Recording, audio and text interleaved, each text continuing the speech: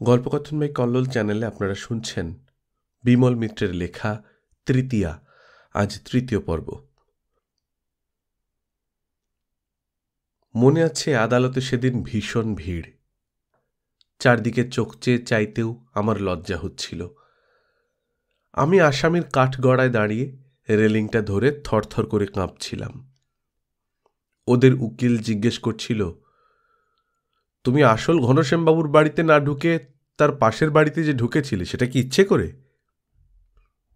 আমার তখন বুক, পা, হাত, শরীর সমস্ত কাঁপছিল। বলেছিলাম, আমি জানলেও বাড়িতে ঢুকতাম না। সরজু প্রসাদের কাছে কখনো তুমি টাকা ধার নিয়েছিলে? বলেছিলাম, সরজু প্রসাদের নামই কখনো শুনিনি আমি। দেখা বা টাকা ধার করা তো দূরের কথা। কত টাকা মাইনে পাও তুমি ঘনশ্যামবাবুর গদিতে? 7 টাকা।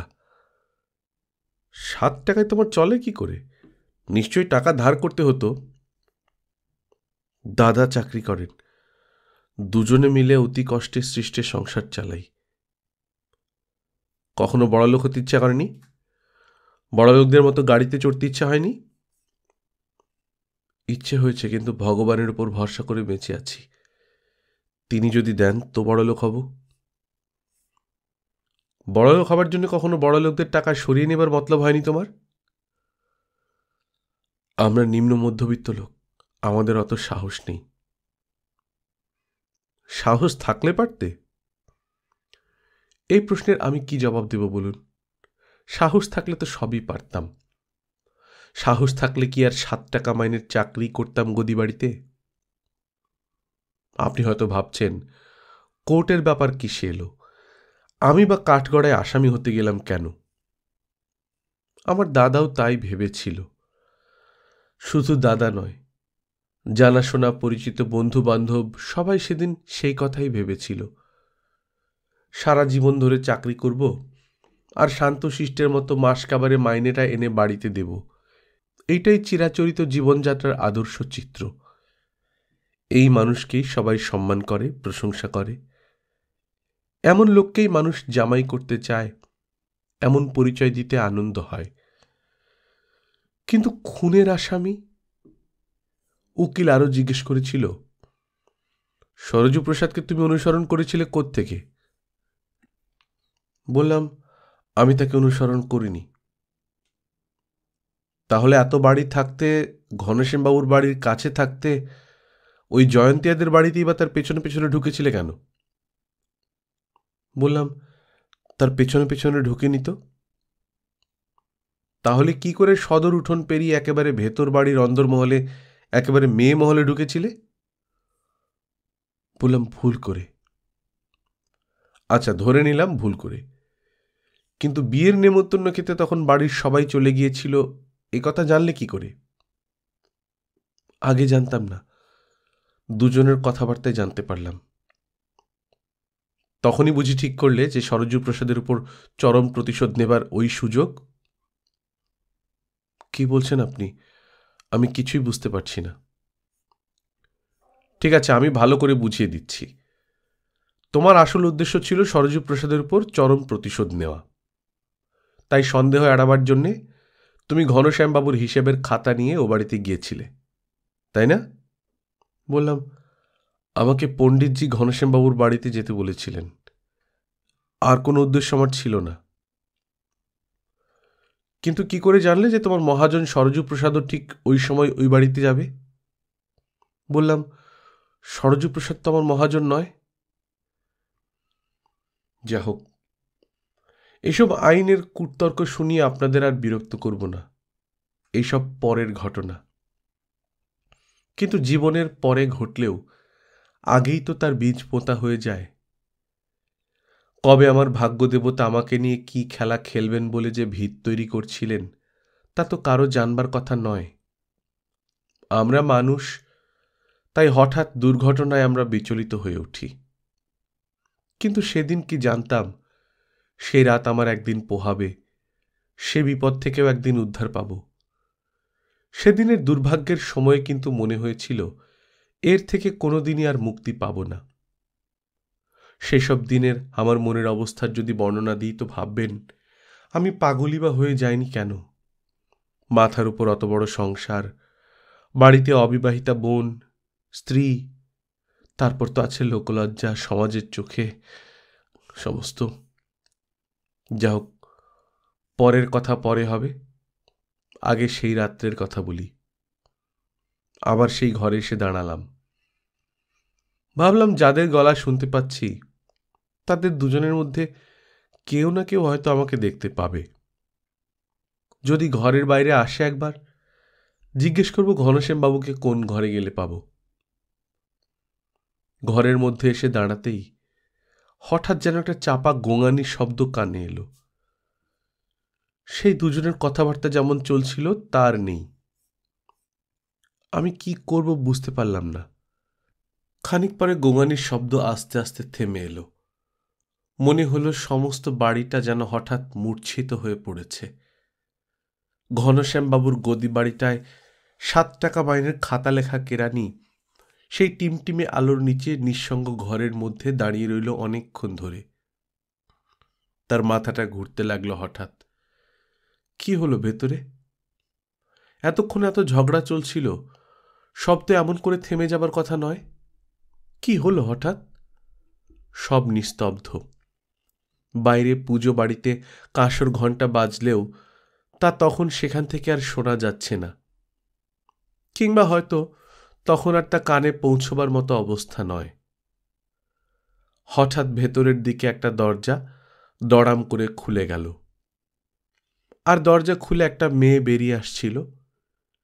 তিনকড়িবাবু অবাক হয়ে চেয়ে দেখলেন। মেয়েটার ভয়ার্ত চোখ দুটো তাকে দেখেই হঠাৎ চমকে উঠেছে। কে? তিনকড়িবাবু বললেন। মেয়েটার চোখে মনে হলো সুরমা আঁকা, কিংবা চোখ দুটোতে যেন কে কালি লেপে দিয়েছে। ঠিক বুঝতে পারলাম না কোনটা ঠিক। ফর্সা টকটক করছে গায়ের রং। সেই রং কিরকম কি করে বলবো?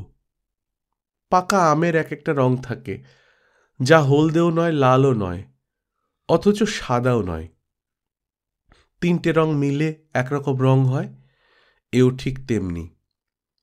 আর কত রকম যে গয়না গায়ে, সব নামও তার জানি না। কানে, গলায়, নাকে, হাতে, সব জায়গাটায় সোনায় মোড়া। আমি নিজে গরিব হলেও দূর থেকে তো অনেক মেয়েদেরই দেখেছি। জানলার ফাঁক দিয়ে কত বউকেও দেখেছি। অত ফর্সা রঙও দেখিনি কখনো আগে, অত গয়নাও দেখিনি।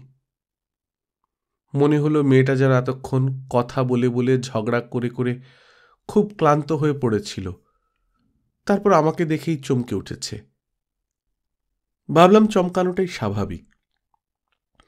একেবারে অন্দরমহলের মধ্যে অচেনা অজানা পুরুষ মানুষ দেখলে আজকালকার বাঙালি মেয়েরাও চমকে উঠত। ওর আর অপরাধটা কি? অপরাধ তো আমারই। আমি না বলে কই ঢুকে পড়েছি এখানে। কে? কনে? কে আপনি? কিছুক্ষণ কোনো কথাই আমার মুখ দিয়ে বেরোলো না। আমি ভাবছিলাম, যদি তখন কোনো পুরুষ মানুষ ঢুকে পড়ে আমাকে সেই অবস্থায় দেখতে পায় তো আমার কি দশা হবে? কি কৈফিয়ত দেব তাকে? এতক্ষণ যে পুরুষটার গলা শুনছিলাম সেই যদি হঠাৎ বেরিয়ে এসে দারোয়ান ডাকে, এসেছি ঘনশ্যামবাবুর কাছে গদির কাজে, এই কথা বললে কেউই শুনবে না, ভাববে নিশ্চয়ই কোনো মতলব ছিল আমার। নইলে সদর ছেড়ে অন্দরে ঢুকি বা কেন? এত লোক লস্কর, এই সদর গেটের পুজো বাড়ি, জিজ্ঞেস করে অন্তত আসতে পারতাম। তারাই বলে দিতে পারত ঘনশ্যামবাবুর ঘর কোন দিকে, কিংবা বললেই তারা সঙ্গে করে নিয়ে আসতো আমাকে। আমি কোন সাহসে ভেতরে ঢুকে পড়েছি? আমাকে তারা গলা ধাক্কা দিয়ে বার করে দিতে পারে, কিংবা পুলিশ ডেকে ধরিয়ে দিতে পারে। ঘনশ্যামবাবুই কি আমার কথা বিশ্বাস করবেন? হয়তো আমার চাকরি চলে যাবে এই অপরাধে। কিন্তু মেয়েটা তখনও আমার দিকে চেয়ে আছে একদৃষ্টে। অনেক কষ্টে বললাম, ঘনশ্যামবাবুর কাছে এসেছি। কোন ঘনশ্যামবাবু? আমি হতবাক হয়ে গেলাম। ঘনশ্যামবাবুর নামটাই তো যথেষ্ট। মেয়েটি হয়তো ঘনশ্যামবাবুরই মেয়ে, অথচ ঘনশ্যামবাবুর নাম বললেও চিনতে পারছে না। বললাম, দরমাহাটায় যে ঘনশ্যামবাবুর গদি আছে। মেয়েটি হঠাৎ যেন নিজেকে সামলে নিলে। এক মুহূর্তে তার চোখের ভাব বদলে গেল। মনে হলো তার মুখ চোখ যেন আরো লাল হয়ে উঠেছে। যেন এতক্ষণে চিনতে পেরেছে, যেন এতক্ষণে বুঝতে পেরেছে আমি একেবারে অনাহুত নই, একেবারে ভয় পেয়ে পালিয়ে যাবার মতো লোক আমি নই। বিশ্বাস করা যায় যেন আমাকে। আমি বললাম, ঘনশ্যামবাবুর কাছে এসেছি পাতাগুলো সই করাতে। মেয়েটি বললে, ও, আপনি বসুন। বসবার মতো অবস্থা আমার নয় তখন, অত সাহস আমার নেই। পা দুটো ব্যথা করছিল, টনটন করছিল, থরথর করে কাঁপছিল। বসে পড়তে পারলেই যেন বাঁচতাম, বসতে পারলেই শান্তি পেতাম, স্বস্তি পেতাম। বললাম, ঘনশ্যামবাবুর ঘরটা আমায় দেখিয়ে দেবেন? মেয়েটি হেসে উঠল। তার হাসিটাও খুব চমৎকার লাগলো। বললাম, হাসছেন যে? সত্যি বলছি। মেয়েটির মুখে হাসি দেখে তখন অনেকটা আশ্বস্ত হয়েছিলাম। এমনভাবে আপ্যায়িত হব আশা করিনি। এত বড় লোকের মেয়ে আমার দিকে চেয়ে এমন করে হেসে কথা বলবে, এ তো ভাবতেই পারা যায় না। বললাম, বাইরের লোকজনদের জিজ্ঞাসা করতেই তারা ভেতরে আসতে বললে। নিজের অপরাধের মাত্রাটা কমানোর জন্যই বোধহয় কিছু অজুহাত দিতে যাচ্ছিলাম। মেয়েটি বললে, আপনি কতক্ষণ এসেছেন? বললাম, অনেকক্ষণ। অনেকক্ষণ? বললাম, হ্যাঁ, অনেকক্ষণ। বাড়িতে কেউ নেই বোধহয় এখন, তাই কাউকেই দেখতে পেলাম না ভেতরে। সিঁড়ি দিয়ে উঠে চারদিকে ঘোরাফেরা করতে করতে দেখলাম এই ঘরে আলো জ্বলছে, তাই ঢুকেছিলাম। মেয়েটি এবার যেন কি ভাবলে। বললে, কতক্ষণ ঢুকেছেন আপনি? আধ ঘন্টা হবে? বললাম, তা হবে, আধ ঘন্টার বেশি হতে পারে। ঘরের মধ্যে আমরা কথা বলছিলাম সেটা শুনতে পেয়েছেন? হ্যাঁ, শুনতে পেয়েছি।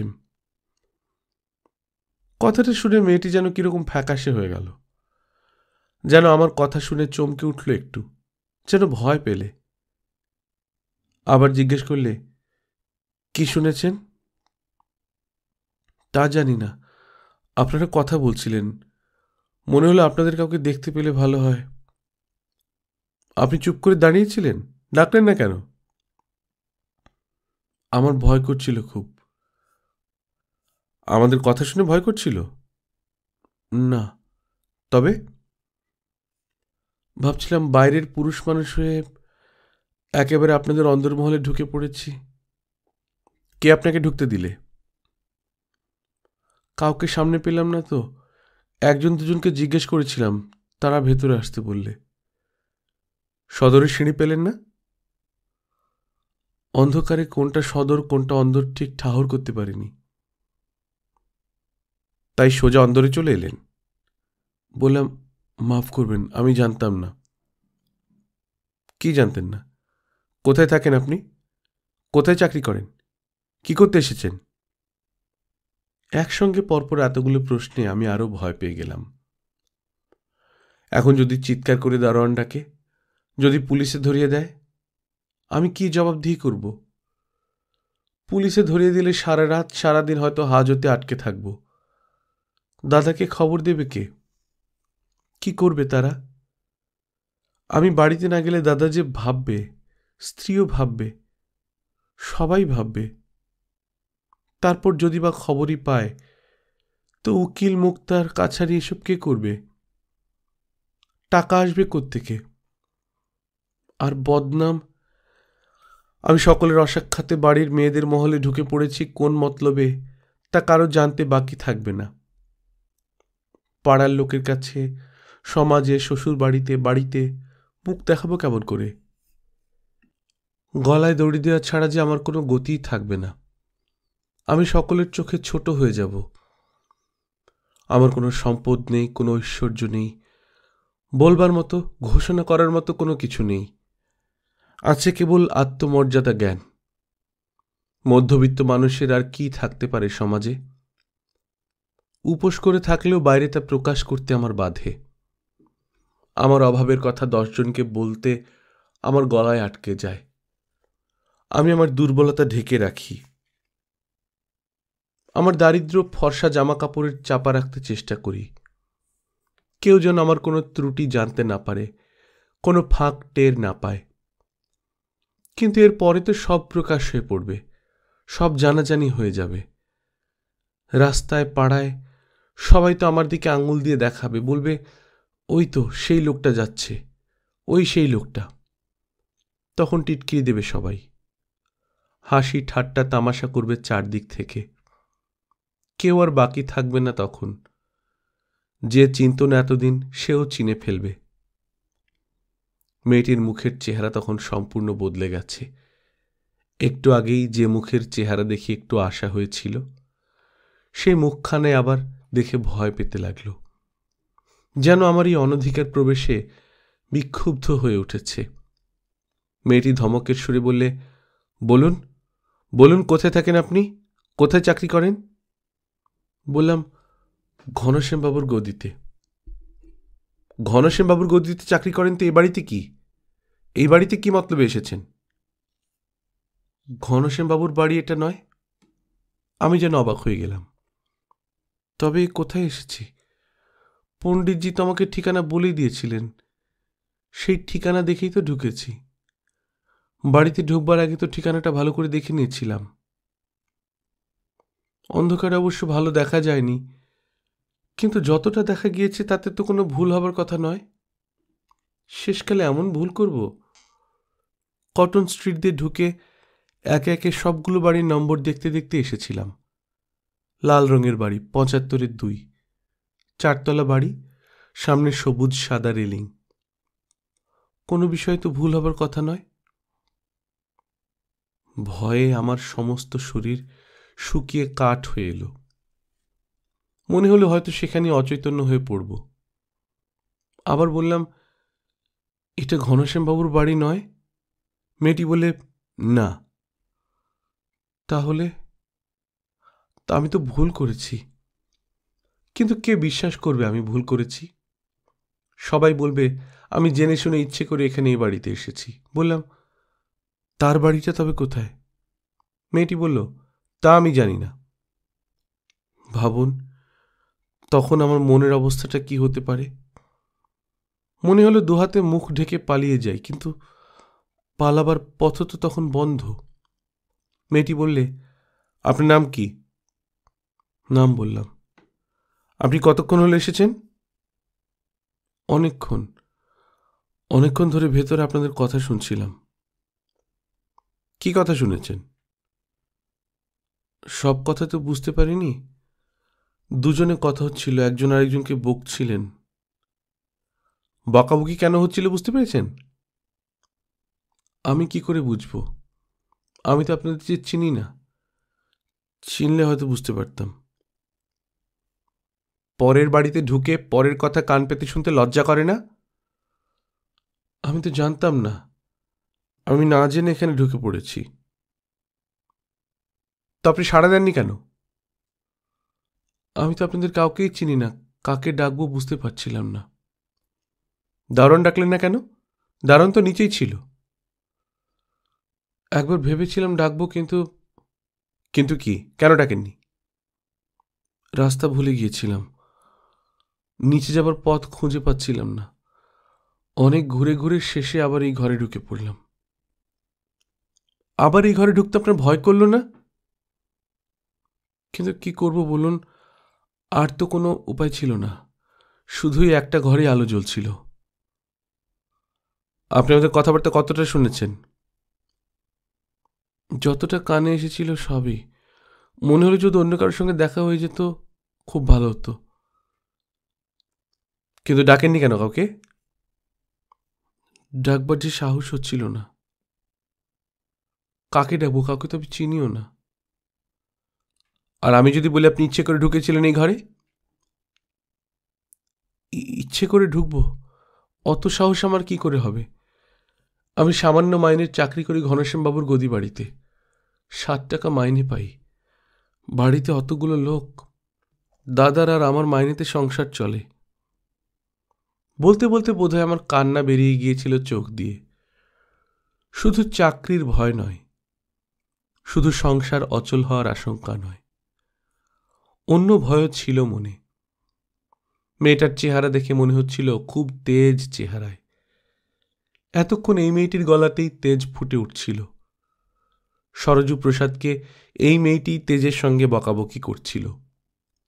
যার এত তেজ, সে মেয়ে তো সব করতে পারে, আমাকে পুলিশের হাতেও দিতে পারে। বললাম, দয়া করে আমাকে যেতে দিন। মেয়েটির চোখ দুটো যেন জ্বলে উঠল। বলে, না। আমি আরো ভয় পেয়ে গেলাম। মেয়েটি বললে, আপনি কোথায় থাকেন? ভবানীপুরের চাউলপট্টিতে। এখান থেকে অনেক দূরে। আমাকে আবার হেঁটে যেতে হবে। কেন হেঁটে কেন? ট্রামে যেতে অনেক পয়সা লাগে। পয়সা নেই, কিন্তু সাহস তো খুব আছে। একটা কড়া বিদ্রুপ তার চোখে মুখে ফুটে উঠল। এত বড় বিরাট বাড়ির ভেতরে লোকজন গমগম করছে, একেবারে বলা কওয়া নেই, কিছু নেই, ভেতরে ঢুকে পড়েছ? বেয়াদব কোথাকার। মেয়েটির সমস্ত গালাগালি মাথা পেতে সহ্য করতে লাগলাম। আমি এর কি প্রতিবাদ করব? আমি এর উত্তরেই বা কি বলবো? আমাকে তখন দুঘাত জুতো মারলেও আমার কিচ্ছু বলবার ছিল না। মাথা নিচু করে দাঁড়িয়ে রইলাম শুধু।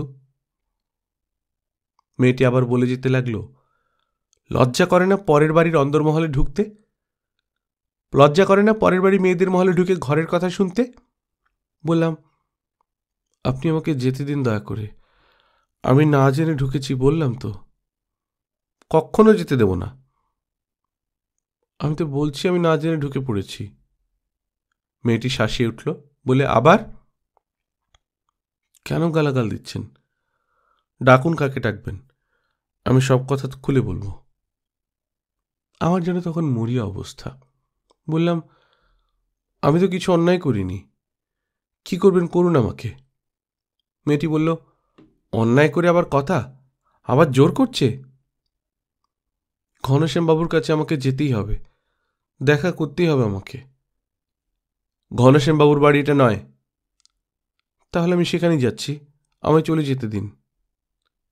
মেয়েটি আমার সামনে এসে পথ আটকে দাঁড়ালো। কি করে যাবে দেখি তুমি? কেন এমন করছেন? আমি কি করেছি আপনার? আমি তো কিছু বলিনি, কোনো অপরাধও করিনি। আমাকে কেন এমন করছেন আপনি? মেয়েটি তখনও পথ আটকে দাঁড়িয়েছিল। বললে, দোষ করে আবার কথা বলা হচ্ছে? আমি বললাম, আমি আপনার সঙ্গে আর কোনো কথা বলতে চাই না, আপনি আমাকে ছেড়ে দিন। কি জানি কি হলো, হঠাৎ মেয়েটি খেপে গেল যেন। আমার গালে ঠাস করে একটা চড় মারল। চড়টা আমার গালে পড়ে ফেটে একেবারে চৌচির হয়ে গেল। আমি বিস্ময়ে ভয়ে হতবাক হয়ে গেলাম। মেয়েটি তখনও রাগে ফুলছে, গাল দুটো লাল হয়ে উঠল আরো। বললে, আমার মুখের উপর কথা? বসো ওখানে, চুপ করে বসো। আমি বসে পড়লাম চেয়ারটার উপরে। আমার চোখ দিয়ে এবার অঝোর ধারায় কান্না ঝরে পড়তে লাগলো। কি করব বুঝতে পারলাম না। কি করব আমি? কাকে ডাকব? কে এসে আমায় বাঁচাবে? বসবার পর মেয়েটি আবার একটা চড় মারলে আমার গালে। আমি টলে টলে পড়েই যাচ্ছিলাম। পড়ে গেলে আমার চশমাটা ভেঙে চুরমার হয়ে যেত, কিন্তু তার আগেই মেয়েটি আমায় ধরে ফেলেছে।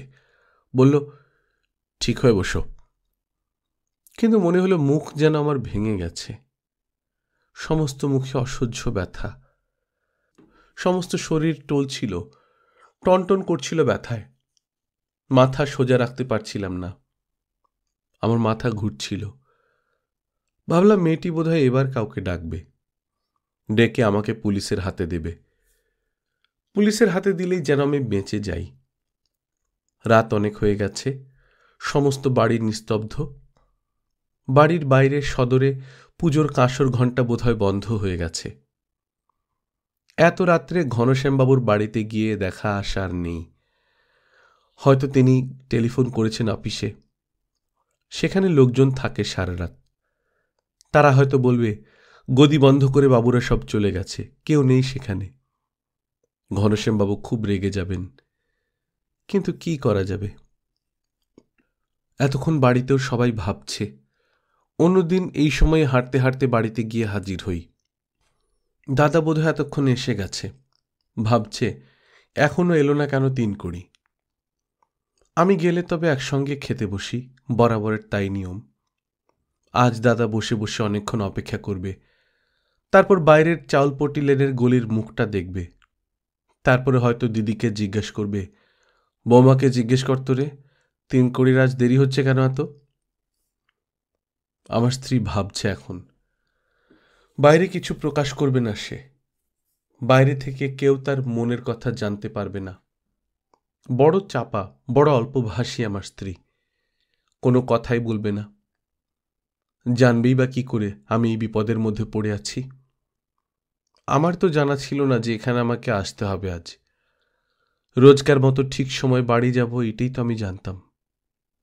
মেয়েটি বললে, বাড়িতে তোমার কে কে আছে? বললাম, সবাই আছে। বউ আছে? আছে। ছেলে মেয়ে? এখনো হয়নি। বাবা? না, কিন্তু বিয়ে দেবার মতো বোন আছে 2জন। দাদা আছে, বৌদি আছে। তারা খুব ভাবছে এখন। আপনি ছেড়ে দিন আমাকে, আমি চলে যাই, দয়া করে ছেড়ে দিন। মেয়েটির দিকে চেয়েই কথাগুলো বললাম। দেখলাম ভালো করে, বড় লোকের মেয়ে, সারা গায়ে গয়না, পিঠের দিকে বেনিটা দুলছে, মুখটা লাল হয়ে উঠেছে রাগে, যেন ফুলছে। হঠাৎ বাইরে কার পায়ের শব্দ হলো। মেয়েটি চমকে উঠল এক নিমেষে। হঠাৎ তার চোখ মুখের চেহারাটা যেন একেবারে বদলে গেল। তাড়াতাড়ি দরজাটা বন্ধ করে খিল দিয়ে দিল নিঃশব্দে। তারপর খানিকক্ষণ যেন কান পেতে শুনতে লাগলো কি, অনেকক্ষণ ধরে শুনতে লাগলো। তারপর দরজাটা ঠক ঠক করে নাড়তে লাগলো কে যেন, তারপর কড়া নাড়তে লাগলো। আমি অবাক হয়ে তার দিকে দেখলাম। ভয়ে যেন তার মুখটা শুকিয়ে গিয়েছে। আমার দিকে পেছন ফিরে দরজার দিকে মুখ করে কি যেন শুনতে লাগলো। তারপর আমার দিকে মুখ ফিরালে। কথা বলতে গেলাম, ভাবলাম বলবো, কে রাখছে বাইরে। মেয়েটি হঠাৎ নিজের হাত দিয়ে আমার মুখটা চেপে ধরল, ইঙ্গিতে বললে, চুপ। আমি যেন কিছুই বুঝতে পারছিলাম না। আমার কাছ থেকে গোড়া থেকে সমস্তটাই রহস্য মনে হচ্ছিল। কে এই মেয়ে? নাম তো ভেতরে কথা থেকে বুঝেছিলাম, জয়ন্তিয়া। কিন্তু জয়ন্তিয়া এ বাড়ির কে? কেনই বা এতক্ষণ সরজু প্রসাদের সঙ্গে ঝগড়া করছিল? আর যদি ঝগড়াই করছিল তো এখন হঠাৎ সেই ঝগড়া থেমেই বা গেল কেন? আর সরজু প্রসাদ, সেই বা কোথায়? ঘরের ভেতর সেই লোকটা একলা চুপ করে রয়েছে কেন? আর সে ঘরের ভেতর একলা করছেই বা কি? সে কি শুনতে পাচ্ছে এই এতক্ষণ ধরে যে কথাগুলো হলো? বাইরে তখনও কড়া নাড়ছে। মেয়েটি আমার মুখ চেপে রয়েছে জোরে, খুব ঘনিষ্ঠ হয়ে রয়েছে মেয়েটা। জোরে হাতের পাতা দিয়ে ধরেছে আমার মুখটা, যাতে কোনো কথা বলতে না পারি। মেয়েটি যেন আতর মেখেছিল, তার গন্ধে আমার যেন নেশা লেগে গেল। আমার মনে হলো আরো অনেকক্ষণ মেয়েটি মুখটা ধরে থাকুক। এই এক অনুভূতি আমার, সমস্ত ভয় চলে গেল। তখন আর আমার বিপদের কথা মনে নেই। ঘনশ্যামবাবুর কাছে খাতাতে সই নেবার কথাও মনে নেই। বাড়িতে কারা আমার জন্য বসে বসে ভাবছে সে কথাও মনে নেই। শুধু মনে হচ্ছিল সেই অস্বাভাবিক অবস্থার কথা। হাতে বোধহয় তার আলতা মাখানো ছিল, কিংবা মেহেদি পাতার রং, রক্তের মতো লাল। তার হাতের রং আমার মুখে, গলায়, হাতে লেগে গিয়েছিল। আমি হাত দিয়ে মুখটা ছাড়াবার চেষ্টা করলাম। জয়ন্তী আরো জোরে টিপে ধরেছে। এত জোর তার গায়ে, মনে হলো আমার দম আটকে আসবে যেন। বলতে গেলাম, ছাড়ুন, কিন্তু মুখ দিয়ে কোনো শব্দই বেরোল না। মনে হলো দরজার বাইরে এতক্ষণ যে কড়া নাড়ছিল সে বোধহয় চলে গেল। আর শব্দ হচ্ছে না। জয়ন্তিয়া অনেক লক্ষ্য করলে, তারপর আস্তে আস্তে আমার মুখটা ছেড়ে দিলে। ইঙ্গিতে আবার মুখে হাত দিয়ে বললে, চুপ। আমিও কথা বলতে সাহস পেলাম না। জয়ন্তিয়া যেন অনেকক্ষণ বাইরের দিকে কান পেতে রইলে। কোনো সাড়া শব্দই আর নেই কোথাও। তারপর আমার কাছে এসে মুখের কাছে হাত নামিয়ে বললে, চুপ করে বসে থাকো, আমি এক্ষুনি আসছি। বলে দরজার কাছে এসে অনেকক্ষণ দাঁড়ালো। কি যেন শুনতে লাগলো। তারপর নিঃশব্দে দরজা খুলে বাইরে চলে গেল। যাবার সময় বলে গেল, দরজাটা বন্ধ করে দাও। আমারও কি মতিচ্ছন্ন হলো। আমি দরজাটা খিল দিয়ে বন্ধ করে দিলাম, দিয়ে আবার চেয়ারটা এসে বসলাম। অনেকক্ষণ নিজের মনেই বসেছিলাম। কি করব বুঝতে পারলাম না। আবার আসবে জয়ন্তিয়া। যতক্ষণ না আসবে ততক্ষণই বসে থাকতে হবে। কিন্তু খানিক পরেই মনে হলো যেন মেয়েটা আসতে অনেক দেরি করছে, যেন কল্পান্তকাল বসে আছি তার অপেক্ষায়, যেন সময়ের আর কোনো শেষ নেই, যেন নিরবধি কাল ধরে বসে আছি এক জায়গায়। খানিক পরে অস্বস্তি হতে লাগল। মনে হলো যেন অনেক রাত হয়ে গেছে, অনেক দেরি হয়ে গেছে। আমি উঠলাম। উঠে কি ভাবলাম, দরজার খিলটা খুলব। ভেতরের দিকে দরজার তখনও ভেজানো ছিল। মনে হলো ভেতরে সেই লোকটা কি করছে, সেই সরযুপ্রসাদ। সে লোকটা এতক্ষণ চুপচাপ বসে আছে নাকি? সে তো কিছুই কথা বলছে না। হঠাৎ যেন বাইরে কড়া নড়ার শব্দ হলো আবার। জয়ন্তিয়া এসেছে। খিলটা খুলতে কিন্তু চমকে উঠলাম। জয়ন্তিয়া নয়, অন্য লোক, লম্বা চওড়া চেহারা। আমাকে দেখে সেও যেন অবাক হয়ে গেল। জিজ্ঞেস করলে, কে আপনি? বললাম, আমি ঘনশ্যামবাবুর গদি বাড়ির লোক। লোকটি বললে, ঘনশ্যামবাবু? তিনি তো পাশের বাড়িতে থাকেন, এই বাড়ি নয়। বললাম, আমি সেখানেই যাব। ভুল করে এই বাড়িতে ঢুকে পড়েছি, আগে কখনো আসিনি, নতুন লোক আমি। লোকটা আপাদমস্তক দেখতে লাগলো আমাকে। বললে, কে নিয়ে এলো আপনাকে এই ঘরে? আমি নিজে এসেছি। সদরে যাকে জিজ্ঞেস করলাম সেই বললে ভেতরে আসতে। আবার সে একই ধরনের প্রশ্ন, একই ধরনের উত্তর। জয়ন্তিয়াকে একবার অনেকক্ষণ ধরে এইসব প্রশ্নের জবাব দিয়েছিলাম, তবু কিছুতেই তার শান্তি হয়নি। এই লোকটাকেও সেই সব জবাব দিতে হলো। বললাম, লাল রঙের বাড়ি দেখে ঢুকেছিলাম, ভেবেছিলাম এটাই ঘনশ্যামবাবুর বাড়ি। লোকটা হিন্দুস্তানি, দারোয়ান শ্রেণীর লোক।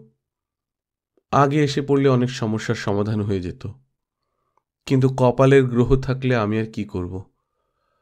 দারোয়ানটা বললে, এর কোটিতে তো কেউ নেই, সব শাদি বাড়ি গেছে। বললাম, কেউ নেই? না বাবুজি। আমি যেন কেমন অবাক হয়ে গেলাম। তবে এতক্ষণ কার সঙ্গে কথা বলছি? কে সেই জয়ন্তিয়া? সে যে আমার মুখ চেপে ধরেছিল, এখনো যে ঘরে তার আতরের গন্ধ লেগে রয়েছে। স্পষ্ট তার চেহারাটা মনে পড়ছে। আর সেই লোকটা, সেই যে সরযুপ্রসাদ, তার গলাও স্পষ্ট শুনতে পেয়েছে নিজের কানে। দুজনে ঝগড়া করেছে। তাহলে কি সব স্বপ্ন? বললাম, আর তোমার সেই দিদিমণি? কোন দিদিমণি? জয়ন্তিয়া নামে কোনো কেউ নেই বাড়িতে? সবাই গেছে শাদি বাড়িতে, কেউ নেই বাবুজি।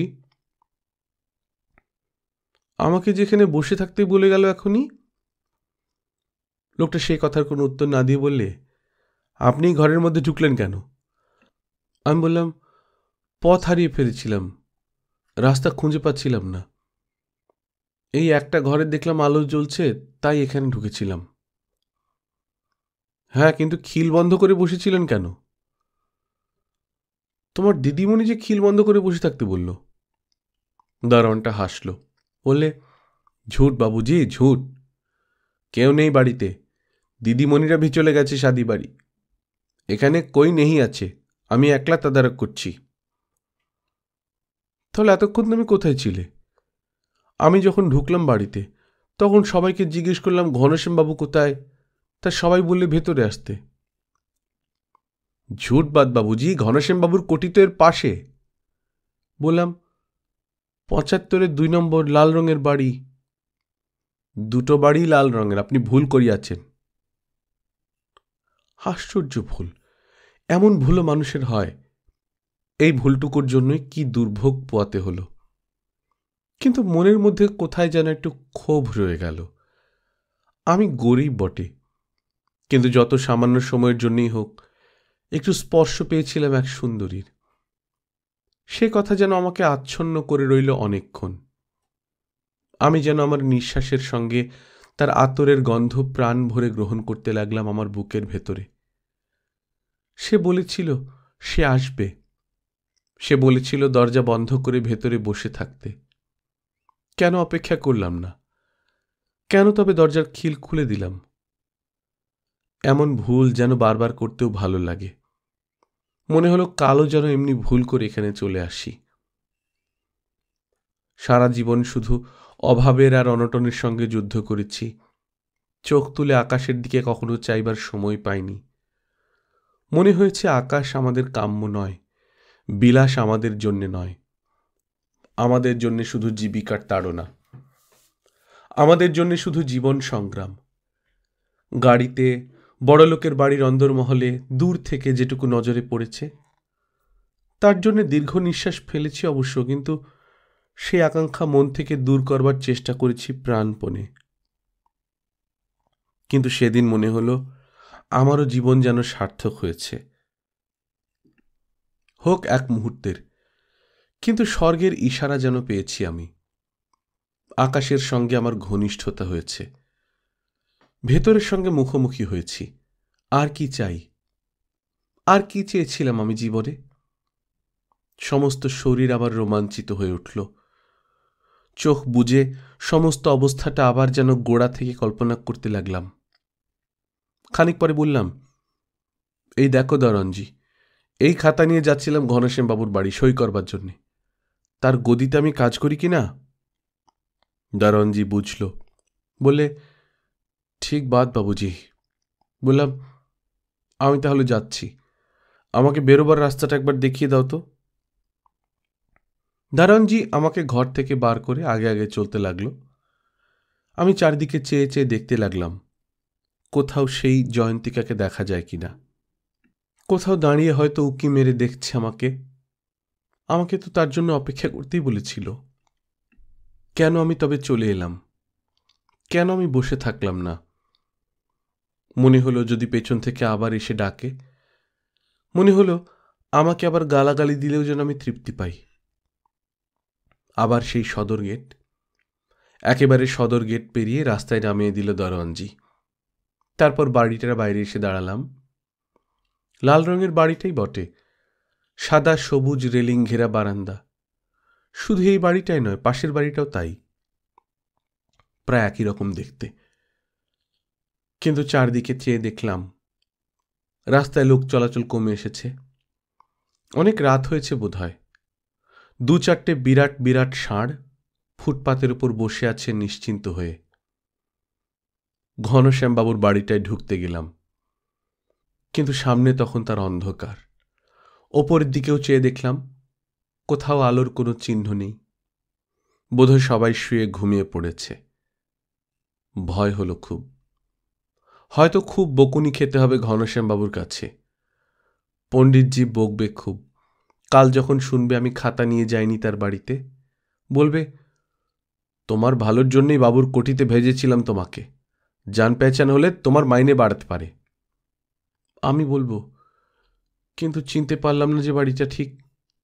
পণ্ডিতজি বলবে, না, বাঙালি বাবুকে দিয়ে হবে না, চতুরানন্দজি যাবে কাল। আমি বলবো, না পণ্ডিতজি, এবার আমাকেই পাঠান, এবার ঠিক জায়গায় যাব। কাল রাত্রির হয়ে গিয়েছিল তো, তাই বুঝতে পারিনি। অনেক রাত্রে বাড়ি ফিরলাম। দাদা তখনও খায়নি। অন্ধকার রাস্তার সামনে আমার জন্য অপেক্ষা করছিল। আমাকে দেখতে পেয়ে হাতে যেন প্রাণ পেলে দাদা। বললে, এই যে, তোমার এত দেরি হলো যে? আমি তো ভাবছিলাম ভাবছিলাম পুলিশে খবর দেব নাকি। বললাম, গদির কাজে ঘনশ্যামবাবুর বাড়ি যেতে হয়েছিল তো, তাই দেরি হয়ে গেল। কেন, ঘনশ্যামবাবুর বাড়ি যেতে হয়েছিল কেন? ওনারা অসুখ করেছে, তিনি আসতেই পারেননি গদিতে। ভেতরে শোবার ঘরে গিয়ে জামা কাপড় বদলালাম। আমার স্ত্রী এতক্ষণ আমার জন্য জানলায় দাঁড়িয়ে অপেক্ষা করছিল। দেখলাম তার চোখ ছলছল করছে। বলল, বড় ভাবনা হচ্ছিল তোমার জন্যে, এত দেরি করতে হয়। বললাম, দেরি কি আর সাধে করি? গদিতে কাজ পড়লে কি করা যাবে? বলে কলতলায় যাচ্ছিলাম। আমার স্ত্রী বললে, তোমার মুখে গলায় এসব কিসের দাগ? রক্ত কোত্থেকে এলো? বললাম, কই? বলে আয়নায় মুখটা দেখলাম হারিকেনের আলোয়। বললাম, ও কিছু না। বলে কলতলার দিকে চলে গেলাম। মেয়েটা আমার মুখ চেপে ধরেছিল নিজের হাত দিয়ে, তাই হয়তো তার হাতের মেহেদি রং আমার মুখে লেগে গেছে। সাবান দিয়ে ঘষে ঘষে মুখের রংটা পরিষ্কার করে তুলে ফেললাম। তারপর জামা কাপড় বদলে দাদার সঙ্গে খেতে বসলাম। পরের দিন সকালবেলা যথারীতি ছাতা নিয়ে বাড়ি থেকে বেরোতে যাচ্ছি। স্ত্রী বললে, আজকেও তোমার দেরি হবে নাকি? বললাম, এখনই কিছু বলতে পারছি না, আজকে বোধহয় দেরি হবে না। বাইরে দাদার সঙ্গে দেখা হলো। দাদাও জিজ্ঞেস করলে, আজকে তোমার দেরি হবে নাকি তিনকড়ি? বললাম, আজকে বোধহয় দেরি হবে না, আজ বোধহয় পণ্ডিতজি চতুরাননকে পাঠাবে। তারপর হাঁটতে হাঁটতে আবার সেই বড় বাজারে চললাম। চারিদিকে লোকজন, জনতা, গাড়ি ঘোড়া সব চলেছে। রাস্তার একপাশ দিয়ে নিজের মনেই ছাতা মাথায় দিয়ে চলছিলাম। আগের দিনের মোহটা তখনও মাথার মধ্যে ঘোরাঘুরি করছে। আবার যদি ঘনশ্যামবাবুর বাড়ির নাম করে ওই বাড়িতে ঢুকে পড়ি, আবার যদি ওই মেয়েটির সঙ্গে দেখা হয়, আবার যদি সেই ভুল হয়, আবার যদি সেই ঘটনা ঘটে। গল্পকথন বাই কল্লোল চ্যানেলে আপনারা শুনছিলেন বিমল মিত্রের লেখা তৃতীয়া। আজ তৃতীয় পর্ব। আমরা নিয়মিত গল্প পাঠ করে শোনাচ্ছি। আপনারা যারা প্রথমবার মতো শুনছেন কাইন্ডলি সাবস্ক্রাইব করে নেবেন। গল্প পাঠ ভালো লাগলে বন্ধুদের সঙ্গে শেয়ার করবেন। নিজে ভালো থাকবেন, আশেপাশের লোকজনকে ভালো রাখবেন। টাটা।